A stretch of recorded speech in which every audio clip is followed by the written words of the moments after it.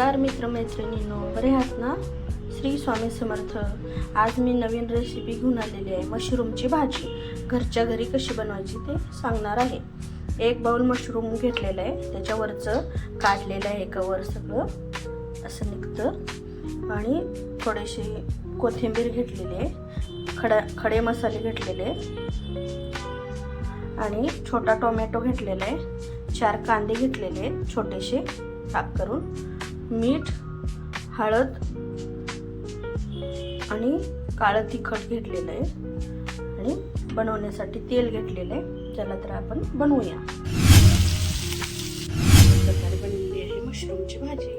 तुम्ही पण बनवा, मस्त खा, स्वस्थ रहा.